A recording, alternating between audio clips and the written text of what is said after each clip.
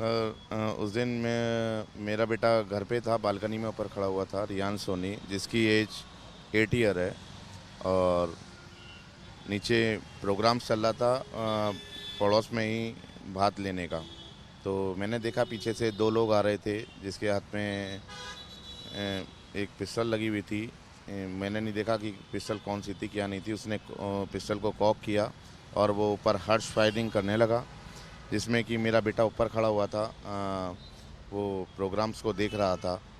तो प्रोग्राम देखते देखते उसने अचानक फायर कर दिया, जो फायर मेरे बेटे के कनपट्टी से होते हुए ऊपर की साइड वो निकला। गन शॉट होने के बाद बेटा मेरा ज़मीन पर गिर गया एक साथ, और ज़मीन पर गिरने के बाद मैं एक साथ उसको डॉक्टर के पास लेके भागा। मैं इतना कंफ्यूज और इतना होपलेस हो गया कि मैं उस बच्चे की कंडीशन को, अपने बेटे की कंडीशन को मैं देख नहीं पाया। और उसके बाद मैं पहुंचा बुलंदशहर नियर बाई अपने हॉस्पिटल, जिसमें डॉक्टर्स ने पुलिस केस बोलते हुए कि उसको डिनाई कर दिया। तो उसके बाद मैंने डॉक्टर से रिक्वेस्ट की, मैंने डॉक्टर साहब मेरा थोड़ा बेटा है, बाकी पुलिस कंप्लेंट वो बाद में मैं आपको सारी चीज़ें प्रोवाइड करा दूंगा। प्लीज़ इतना कर दीजिए कि मेरे बेटा थोड़ा जो ये इसके ब्लीडिंग हो रही है, इसकी ड्रेसिंग इतना हो जाए कि वो इसकी ब्लीडिंग रुक जाए।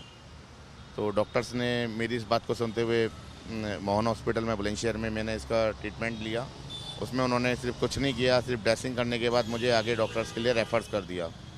उन्होंने मुझसे कहा कि आप इनको बाहर ले जाइएगा। तो मैंने डॉक्टर साहब ठीक है, आप इतना कर दीजिए कि मुझे ambulance with ventilator with oxygen arrange करा दीजिएगा, जिससे मैं अपने बच्चे को आगे ले जा सकूं और कुछ आगे ट्रीटमेंट मैं इसका शुरू करवा सकूं। तो और मैम अभी कैसी स्थिति है रेहान की? सर अभी उसके बारे में कुछ नहीं कहा जा सकता। डॉक्टर ने कहा है कि जब तक वेंटिलेटर पर है तो कोमा में ही है, और आगे आने वाले कुछ घंटे उसके लिए और भी ज़्यादा क्रिटिकल है। उन्होंने बोला कि अगर हम इसको वेंटिलेटर से हटाते भी हैं और उसके बाद वो सरवाइव कर पाता है, तब हम एक बार ये सोच सकते हैं कि ये खतरे से बाहर है, लेकिन अभी तक उसकी कंडीशन बहुत ज़्यादा क्रिटिकल है। मैम पुलिस से हमारी बात हुई थी रिपब्लिक की, उन्होंने बताया था कि जो बॉय है इनिशियल इन्वेस्टिगेशन के हिसाब से जिसने फायर करा है वो 14 साल का है। तो इस पर आपको क्या कहना है? हाँ, वो इवन मैं उन्हीं के यहाँ फंक्शन में दिन में भी गई थी। दिन में फंक्शन में जब मैं उनके यहाँ पहुँची तो जैसे हम लोग वहाँ से निकलना स्टार्ट हुआ तो उनकी वाइफ ने अपने हस्बैंड को बोला कि आप अंदर से पिस्टल लेकर आइए। तो वो पिस्टल लेके आए। उसके बाद जब तक वो आधे से 1 घंटे तक हम लोग वापस आए उस प्रोग्राम में से कम 20 से 25 फायरिंग हुई हैं जी। 20 से 25 फायरिंग होने के बाद, और इवन इतने छोटे बच्चे को पेरेंट्स ने पिस्टल दी क्यों?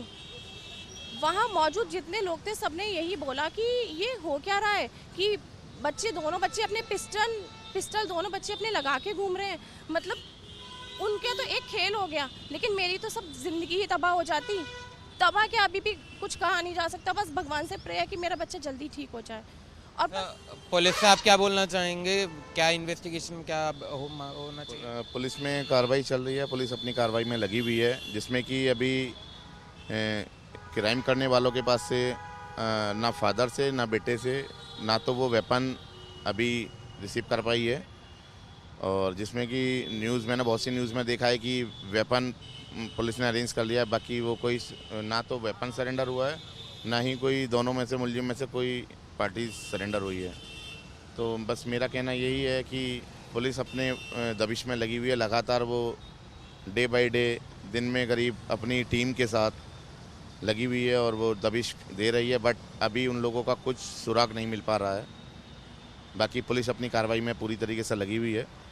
बस मेरा कहना यही है, मेरा बेटा यहाँ ज़िंदगी और मौत से जंग लड़ रहा है। बस मेरा पुलिस से कहना भी यही रहेगा कि जैसे वो इन्वेस्टिगेशन अभी कर रही है, दबिश दे रही है, वो प्लीज़ ऐसे ही करती रहे और मुझे थोड़ा सा सपोर्ट करे।